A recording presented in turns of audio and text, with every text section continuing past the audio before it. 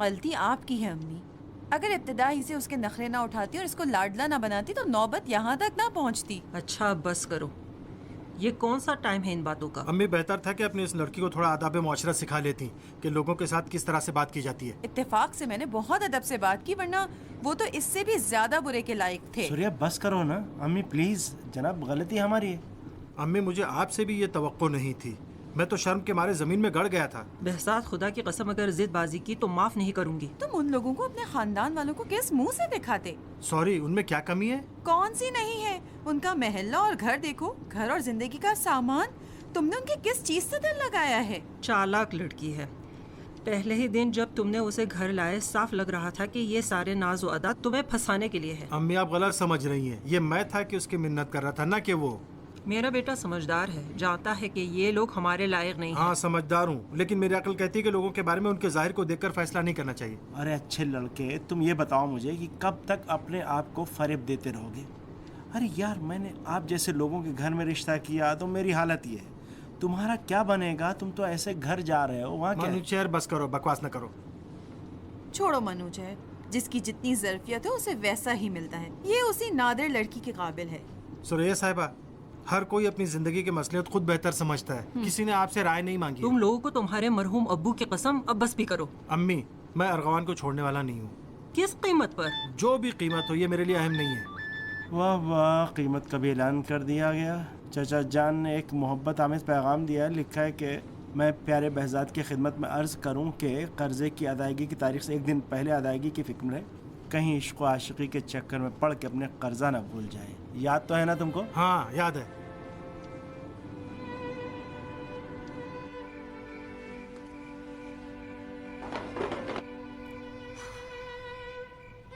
आइए अम्मी जान, लीजिए आप ये टैबलेट खाइए। ये क्या हो गया? लीजिए, कैसी हमारी किस्मत अच्छी होती तो आज ये हाल ना होता। ये है हमारा अंजाम। तुम्हारा भी कहीं रिश्ता नहीं होता तो क्या सब कुछ बिगड़ जाता? ए लड़की, तुम यही चाहती थी ना कि तुम्हारे घर वालों को इस तरह से जलीलो खार किया जाए? वो लोग हमारी तिक्का बोटी कर डालते, तब तुम्हें पता चलता कि हम उनके हम पल्ला नहीं है। अम्मी जान, पैसे वाले लोग ऐसे ही होते हैं, देखते हैं, ताना देते हैं, अच्छी लगी तो बात को आगे बढ़ाते हैं, नहीं तो छोड़ देते हैं। मुझे समझ में नहीं आ रहा है कि आप लोग इस बेचारी के पीछे क्यों पड़े हुए हैं। उन्होंने फजूल बातें की और उस लड़की ने जवाब दे दिया। अरे आप लोग चाहते थे कि लड़की के रिश्ता अच्छा है, मालदार लोग आए, कारखाने वाले हों, आप इस बेचारी को इतना क्यों कोस रही हैं? खुदा का शुक्र है कि मैं सही सालिम हूँ और दामाद के पैसों की भी मोहताज नहीं। हाय मैं मर जाऊं। मैंने कब आप लोगों को ये सिखाया था कि अपनी जिंदगी को पैसे पे कुर्बान करो? अम्मी जान, माजरत के साथ, अगर हमारी हैसियत से नीचे के लोग रिश्ता मांगने आते तब भी आप ये बातें करती, कहती कि ये कैसे कंगले लोग आए हैं रिश्ता मांगने। सीना भाई, मसला गरीब या मालदार का नहीं है। असल बात ये है कि लोग बाशऊर हो, बाअखलाक हो, इन लोगों की तरह नो दौलतें न हो। सही बात है, यही वजह है कि तुम अभी तक इंतजार में बैठी रह गई और इस वक्त तुम्हारी उम्र 20 से ऊपर हो चुकी हो। हुमा साहिबा जरा बताएं, इस वक्त आपकी कितनी उम्र है, बताइए जरा सा। तुम बहुत बदतमीजी कर रहे हो। बदतमीज, मेरे सामने ज्यादा मत बोलो। जानता हूँ हक बात कड़वी लगती है, गिरा गुजरती है। अरे अगर हम बदकिस्मत हैं तो इस लड़की को किस्मत वाला बनने दीजिए, क्यों बार बार इसको रोक रही हैं, डांटती हैं आप लोग? सीना साहब, आप कब से घर के बड़े बन गए हैं? इस घर का अगर कोई बड़ा है तो वो कम से कम तुम नहीं हो, अम्मी है। समझ में आया? मर्द हूँ मैं इस घर का, समझ में आया? सीना, खुदा कसम तुम्हें इस तरह से मारूंगी। तुम क्यों बहस कर रही हो? अब बस भी करें, ये मसला मेरी वजह से खड़ा हुआ है, मैं ही इसे हल करूंगी। आप समझ लें कि जैसे ना कोई आया था ना कोई गया, हम ही हैं और हमारी मुश्किलात और तन्हाइयाँ। अम्मी सच कह रही है, ये लोग हमारे लिए बहुत बड़ा लुक़मा है। हमारी हैसियत अब बस हमारे अब्बू हैं, जिनको पता ही नहीं है कि उनकी बीवी कहाँ है, बच्चे क्या करते हैं, बेचारी बेटियां किस हाल में है। अम्मी देख रही है, आपकी बेटियां भी आपकी तरह बदबख्त है।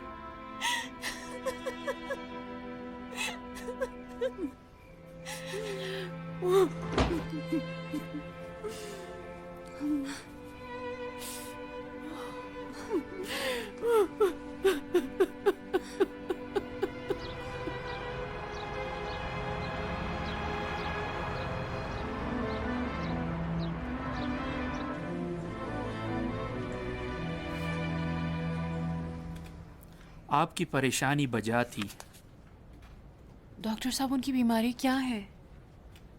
यकीन से नहीं कह सकता। दरअसल पहले डॉक्टर साहिबी से मशवरा करना होगा, लेकिन मुझे लगता है बिजेट सिंड्रोम है। बिजेट सिंड्रोम? जी, आपके वालिद के कर्निए के पीछे एक किस्ट है कि जब उनको शदीद स्ट्रेस होता है तो असाब और रेटिना पर असरअंदाज हो जाता है और बदन पर इसके असरात ज़ाहिर होना शुरू हो जाते हैं। अब हमें क्या करना होगा? आपको ख्याल रखना होगा कि उनका स्ट्रेस और इज़्तिराब ज़्यादा न बढ़े जब तक हम उसके लिए कुछ सोचते हैं। डॉक्टर साहब प्लीज़ मुझे हकीकत बताइए, क्या मेरे वालिद की बीनाई ख़त्म हो रही है? शायद, लेकिन हमारी कोशिश होगी कि दवा के ज़रिए बीमारी के इस प्रोसेस को सुस्त कर दें। डॉक्टर साहिबा, आपको अपने वालिद को ये ख़बर सुनने के लिए तैयार करना होगा। लीजिए। बहुत शुक्रिया।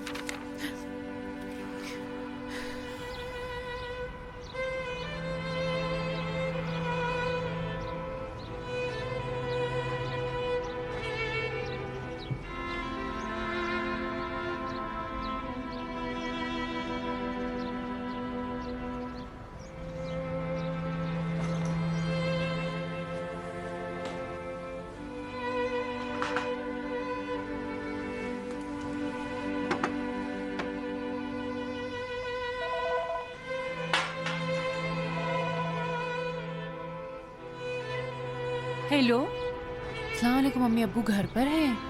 अबू नहीं, जिम गए हुए हैं।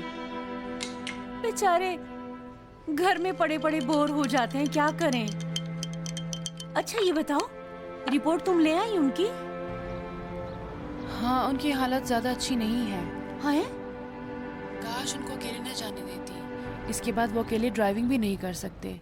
बताओगी भी या अटैक करवाओगी? वादा कीजिए कि उनसे कुछ नहीं बताएंगी। हाँ बेटा, वादा करती हूँ। इस बात का एहतमाल भी है कि उनकी बीनाई ख़त्म हो जाए। सिर्फ प्लीज़ अम्मी, ये बात हमारे दरमियान रहे। अबू वैसे भी बहुत परेशान है, उनके लिए स्ट्रेस बहुत ख़तरनाक है। जब उनकी तबीयत बेहतर होने लगेगी तो धीरे धीरे उन्हें बता दिया जाएगा। खुदा हाफिज। ये कैसी मुसीबत हमारे सर पर आन पड़ी। ये कैसी मुसीबत थी। अरे ये कैसी मुसीबत आन पड़ी। खुदा, खुदाया, खुदाया, ये कैसी आज़माइश, ये कैसी। जी, अस्सलाम वालेकुम सरिया बहन, कैसी हो? ठीक हो? वालेकुम सलाम बहार। मैंने फ़ोन किया था, तुम्हारा फ़ोन स्विच ऑफ था। काम पे नहीं गई क्या? नहीं, आज काम पर नहीं गई। कल के इम्तिहान के लिए छुट्टी ली है। कल मेरा ऑडिट का इम्तिहान है। तुम ठीक हो? और हाँ, माफ़ करो बहार, उस दिन मैंने तुमसे ठीक से बात नहीं की। माजरत चाहती हूँ। दफ्तर, इम्तिहानात और दूसरी मसरूफियात इतनी ज़्यादा हैं कि खाने और सोने का टाइम भी नहीं मिलता। आसाब भी जवाब दे गए हैं। अच्छा, इस वक्त अकेले हो या कोई और तुम्हारे पास है? हाँ हाँ, अकेली हूँ, कोई नहीं है। नहीं, कुछ नहीं। खैर, मुझे एक बात पूछनी थी तुमसे। सिर्फ ये बात हमारे दरमियान ही रहे तो बेहतर होगा। उस दिन जब behzad अब्बू का कर्ज लौटाने आया था तो उसने निगरार से कहा था कि वो शादी कर रहा है। मुझे पूछना था कि ये सच है कि नहीं। अरे क्या बात कर रही हो? behzad बेचारा आजकल इतना मसरूफ़ और फिक्रमंद है कि इन चीज़ों के बारे में सोच भी नहीं सकता। ज़रूर गुस्से में कुछ कह दिया होगा। क्योंकि तुम्हारी अम्मी हमेशा तुम्हारे रिश्ते मांगने वालों की शो मारती हैं, तो उसने भी कुछ गुस्से में कह दिया होगा। अच्छा छोड़ो, ये बताओ ताया की तबीयत कैसी है? ठीक है, इंशाल्लाह बेहतर हो जाएंगे। दुआ करना उनके लिए। चची को बहुत सलाम कहना। मज़ीद जहमत नहीं दूंगी। खुदा हाफिज। बहुत शुक्रिया तुम्हारा बहार, सबको सलाम कहना। खुदा हाफिज। खुदा हाफिज। बाहर थी, उसे पता चल गया क्या?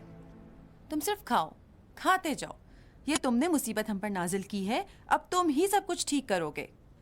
मैं क्या करूं? ये लो खाओ। तुम्हारा खेल बराबर होने के बाद इजाफी टाइम में चला गया, अब पेनल्टी कॉर्नर की बात आ गई। मैं छोटा सा गोलकीपर हूँ, क्या कर सकता हूँ? क्या कर सकते हो? इस वकील का क्या नाम था? हाँ, नेक खौ। जाके उससे कह दो कि ये जो दाना उसने हमारे लिए डाला था खुद ही उसको चुन ले। अरे इसमें उसकी क्या गलती है? अच्छा, तो फिर किसकी गलती है अफलातून? मेरी गलती है क्या? जाके उस नेक खौ से कहो कि शराफत से, और अगर ना हो तो जबरदस्ती या जिस तरीके से भी मुमकिन हो उस लड़की से कहे कि हमारे बहजाद की जान छोड़ दे। जाकर कहो उस वकील अरे से। उस बेचारी लड़की की क्या गलती है? सारी गलती तुम्हारे भाई की है जो उसके पीछे पड़े हुए हैं। चलो फिर भी खुदा का शुक्र है कि उन लोगों ने अपनी हकीकत साफ साफ दिखा दी। अब यहाँ लेटने के बजाय जाके उस नेक खौ को जरा देखाओ ताकि इस मुसीबत से बचने का कोई तरीका ढूंढ भाई, सके। हमारे खुद भाई की गलती है ना, दूसरों क्या कसूर? इसीलिए तो शायर कहता है कि मर्द नादा पर कलाम नर्मो नाजुक बेअसर। क्या मतलब है? मतलब ये कि तुम्हारे साथ जो भी किया जाए तुम ठीक होने वाले नहीं हो, समझे? लो भाई, शाबाश। खुदा का लाख लाख शुक्र है कि अभी चीफ ऑडिटर नहीं बनी हो, वरना मेरा क्या हासिल करती। ये करो, वो न करो, वो न करो, ये न करो। सुरैया, अखरोट है घर में क्या? तरबूज के साथ बड़ा मजा आएगा अखरोट खाने में।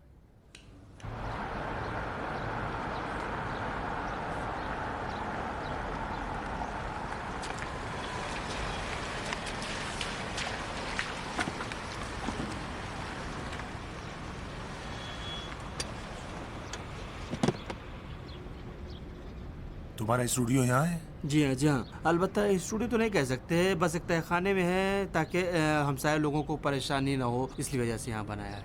अच्छा, तो इंतज़ार किस बात का है? जी हाँ, तशरीफ लाइए।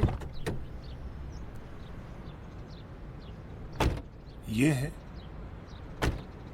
जी हाँ, यही डॉक्टर साहब, आइए तशरीफ लाइए। तो स्टूडियो ये है? आइए तशरीफ लाइए डॉक्टर साहब। जी फरमाइए। आरश, दरवाज़ा खोलो, डॉक्टर साहब आए हुए हैं। वाह वाह, अंदर तशरीफ लाइए। आइए तशरीफ लाइए डॉक्टर साहब, आइए। शुक्रिया।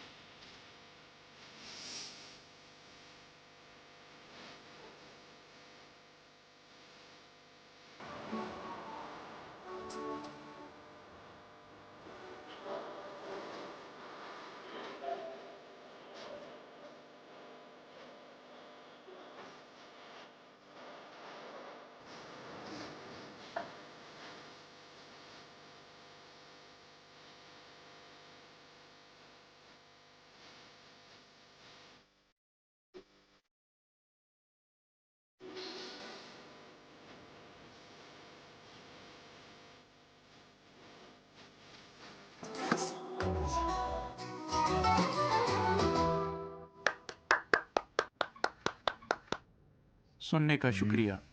हाँ, काफ़ी अच्छा था, लेकिन अभी इससे काफ़ी अच्छा किया जा सकता हाँ है। ज़रूर, लेकिन हम चाहते थे कि ज़रा पब्लिक डिमांड के मुताबिक हो। बुरा ख्याल नहीं है, ये भी एक तरीका है, लेकिन इसके बाइस आप अपने हुनर से ज़्यादा दूर नहीं हो जाएं।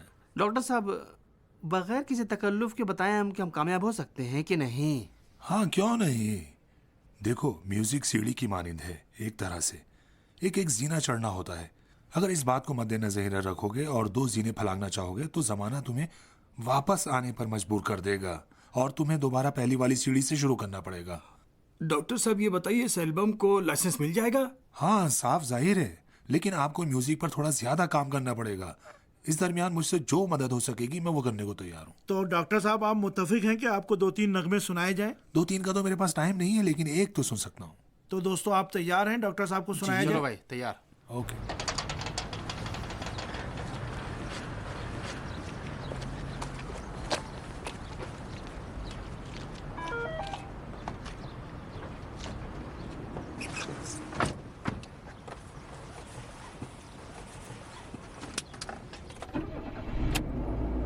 बंद करो। क्यों, जाना नहीं है क्या?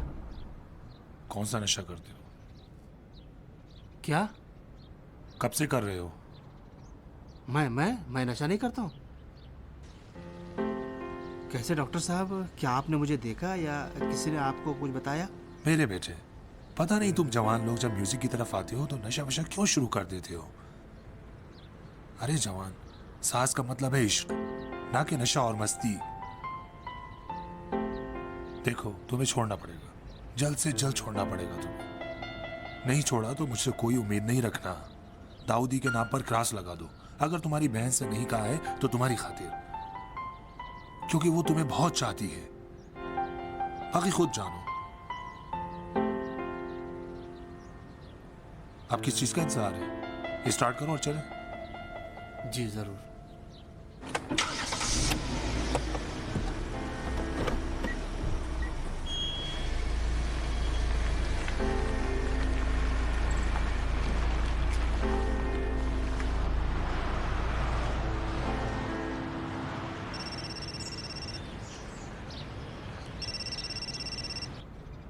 अस्सलाम वालेकुम डॉक्टर साहब। वालेकुम सलाम। तुमने मुझे पहले इस बारे में क्यों नहीं बताया?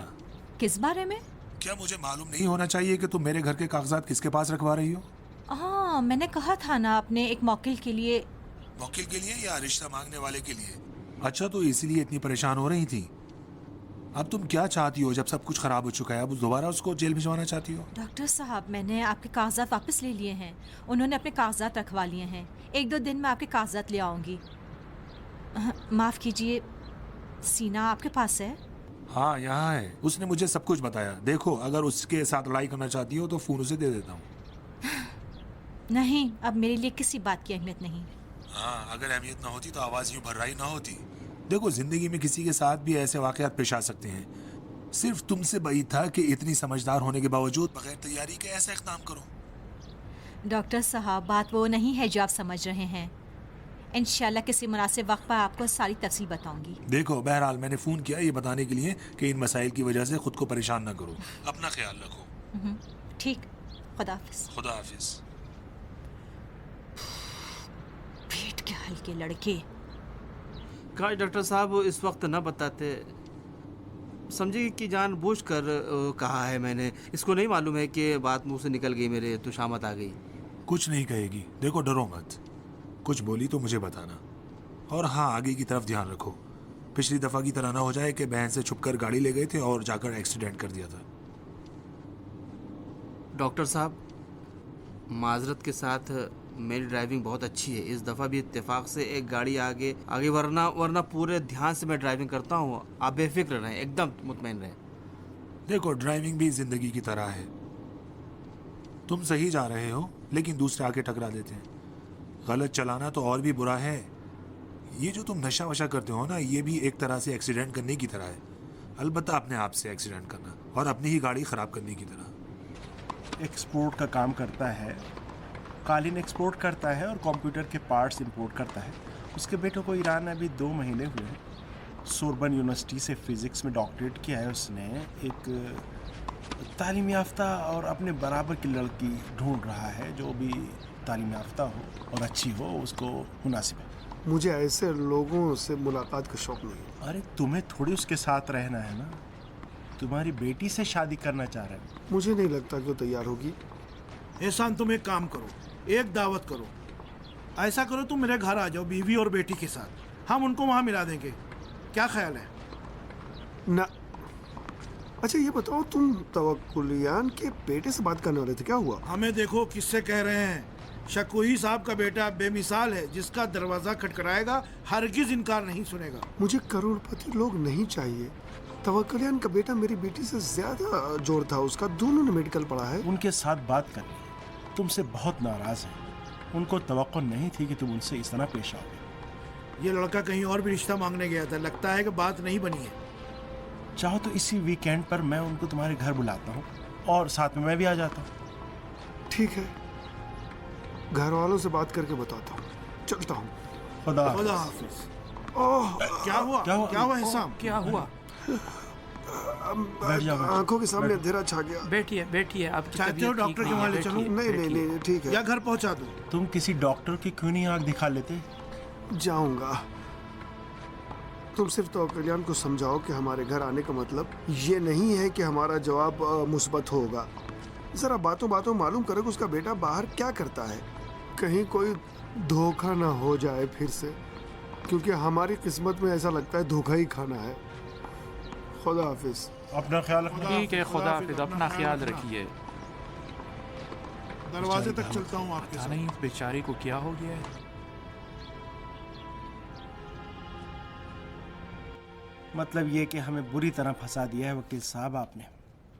मुझ जैसे आदमी को जो हमेशा अपनी बीवी के सामने सुर्ख रहता था, शर्मिंदा हो गया हूँ मैं। अब कुछ मेरे पास बचा नहीं। तुम हमेशा लड़ने के मूड में क्यों होते हो? मैंने क्या किया है? ये पूछो कि तुमने क्या नहीं किया, ये पूछो। उनके केस को तो तुम हल नहीं कर सके। अब ये इश्क व आशिकी और नाजो अदा का क्या चक्कर है जो तुम्हारी कोलीग ने चला रखा है, बताओ। मैं समझ नहीं पा रहा हूँ कि तुम क्या कह रहे हो। अच्छा, नहीं समझ रहे हो? यानी तुम्हें नहीं मालूम कि तुम्हारी कोलीग आज़र निया साहिबा मेरे साले को होश हवास पर छा गई है और उसको अपना आशिक और दीवाना बना दिया है उन्होंने। अर्गवान? जी, इस वक्त यहाँ है। मैंने उसे निकाल दिया। निकाल दिया? वाह वाह, मैं तो समझ रहा था कि तुम उसके बॉस हो, तुम्हारी बात सुनेगी और मसला ख़त्म हो जाएगा। आखिर क्यों निकाल दिया तुमने उसको? तुम तो बेहतर जानते हो कि वो बिला इजाजत तुम्हारे साले की वकील बनी थी। बिला इजाजत? हाँ। यानी आपको पता ही नहीं था इस बारे में? नहीं।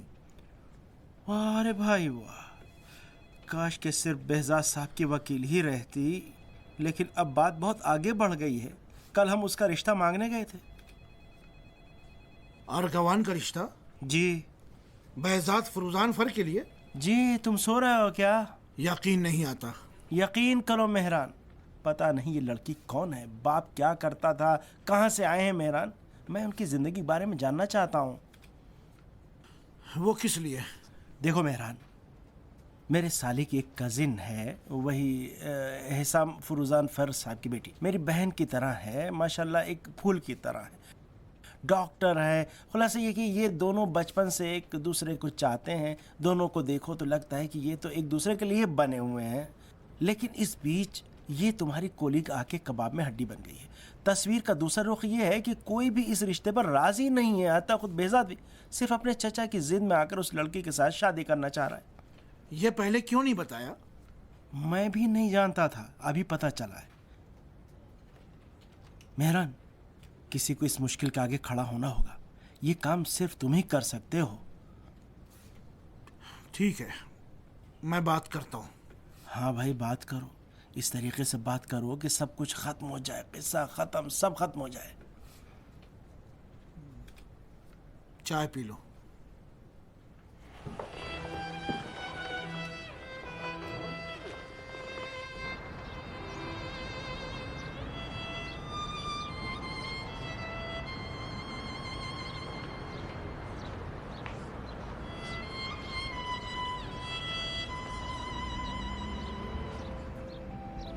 वो मिस खालिया वहाँ बैठ जाते हैं।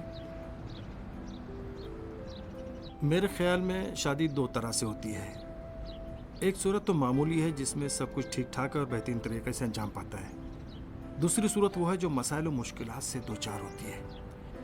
इस सूरत में लड़के लड़की को पूरी ताकत से अपने इरादे को अंजाम पहुंचाना चाहिए। आपकी सारी बातें बजा हैं, लेकिन मुझे अच्छा नहीं लगता है कोई मेरे घर वालों की तौहीन करे। देखो, मैं हालात को अच्छी तरह समझता हूँ। सिर्फ मेरी ख्वाहिश ये है कि आप पीछे ना हटें। अगर हम दोनों में एक रहा तो हम तमाम मसाइल हल कर लेंगे। देखें, मैं ख्वाबों पर यकीन नहीं रखती। हमारे मसाइल इतने ज़्यादा हैं कि इस शादी को नामुमकिन बना देते हैं। कौन से मसाइल? हमारे घर वाले शादी के मुखालिफ हैं। तो हमें भी उनसे उम्मीद नहीं रखनी चाहिए कि वो हमारी मदद कर पाए। हम दोनों भी तो बेरोजगार हैं, हम तुम हम मैं।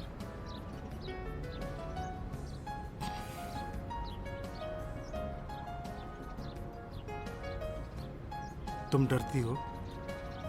नहीं, मैं सिर्फ हकीकत पसंदाना निगाहों से इस मसले को देखना चाहती हूँ।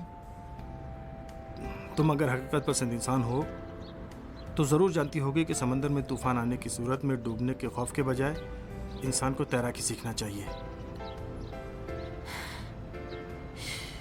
इश्क बहुत खतरनाक है। लेकिन इस बात का बाइस बनता है कि इंसान बहुत से खतरनाक चीज़ों से न डरे। मेरे ख्याल में ये सिर्फ खूबसूरत बातें हैं जो किसी काम की नहीं है। मेरा एक दोस्त था जो कहता था कि अगर तुम्हें ज़िंदगी में कोई ऐसा फ़र्द मिले जिसे तुम अपनी जान से ज़्यादा चाहते हो तो फिर देर मत करना। देखो, आज मैं बहुत सोच समझ के आई थी कि इनकार कर दूं और बात खत्म, लेकिन दिल का अपना ही कानून है। तो दिल के कानून का एहतराम करो और उस पर भरोसा करो। दिल कभी झूठ नहीं बोलता। माफ कीजिए। नेखा है। जवाब दो। लेकिन मैं उनके साथ। जवाब दो। हेलो, अस्सलाम वालेकुम जनाब नेखा। सलाम। तुम मेरे दफ्तर आ जाओ अभी। एक अहम मसला है जिसके बारे में मुझे तुमसे बात करनी है। ठीक है, मैं आने की कोशिश करूंगी। नहीं, ज़रूर आऊंगी। जी, खुदा हाफिज। मुझसे आज मिलना चाहते हैं। तो देर क्यों कर रहे हो? चलें। ये एक फ़ोन बड़ा अच्छा शगुन है। शायद वो अपने किए पर परेशान हो गया है।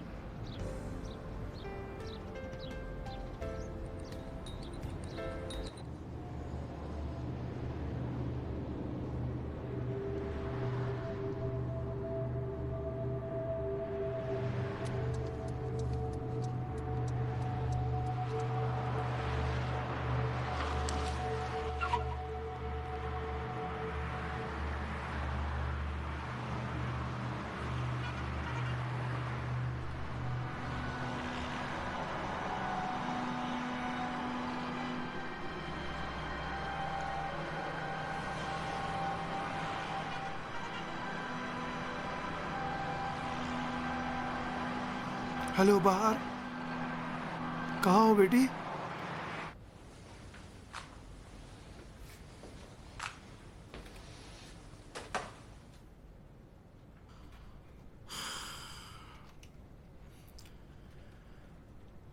बेरोजगारी कैसी है? अपने कामों के लिए तो काफी टाइम होगा तुम्हारे पास। जब सोचे ज्यादा हो तो बेकार होने के बावजूद इंसान के पास टाइम नहीं होता। मैं चाहता हूं कि तुम दोबारा अपने काम पे आओ। मुझे उम्मीद है कि तुमने अपनी पिछली गलतियों से सबक सीखा होगा। बहुत शुक्रिया, वादा करती हूँ ये गलती तकरार ना हो। और उस लड़के का ख्याल अपने दिल से निकाल दो। कौन सा लड़का? जो तुम्हारा रिश्ता मांगने आया था, फुरुजान फर। 1 घंटे पहले उसका बहनोई यहाँ आया था तुम्हारी फैमिली के बारे में मालूमात हासिल करने। रो पीट रहा था कि मुझे फुरुजान फर के घराने के आपसी झगड़े को खत्म करना था, लेकिन बरअक्स एक और मसले का इजाफा कर दिया। तुमसे बहुत नाराज थे। सिर्फ वो नहीं, सब ये समझते हैं कि तुम एक तेज तर्रा लड़की हो जिसने जाल फैलाकर बहजाद जैसे लड़के को फंसाया है। लेकिन नेखा साहब, वो मेरे बारे में गलत सोच रहे हैं। तुम क्या कहना चाहती हो? तुम्हें वो पसंद है?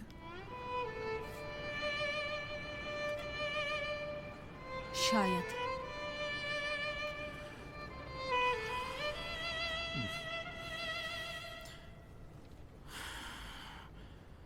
मजाक कर रही हो?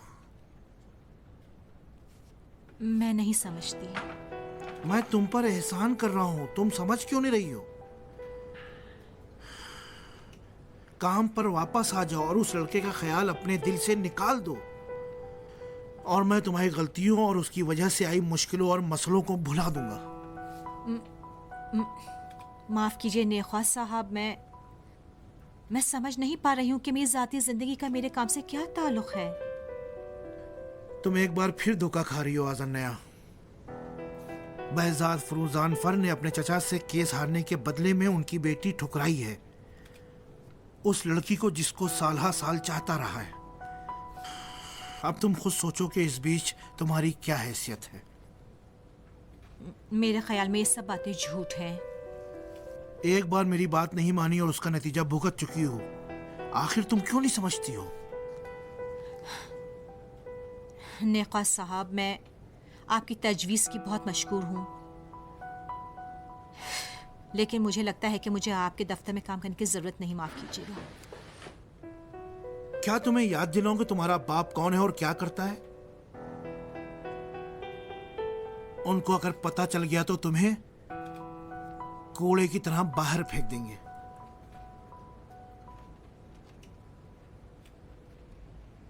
आप मुझे धमकी दे रहे हैं? धमकी नहीं, मुझे तुम्हारी फिक्र है। ज़ाहिरन लगता है कि तुम भी उसमें दिलचस्पी लेने लगी हो, लेकिन हकीकत यह है कि तुम अंधी हो गई हो। मैंने आज मनु चहर को कुछ नहीं बताया, लेकिन तुम्हें खबरदार करता हूं कि अगर उस लड़के से मेलजोल खत्म नहीं करोगी तो मैं तुम्हारे बाप के बारे में उन सबको कुछ बता दूंगा।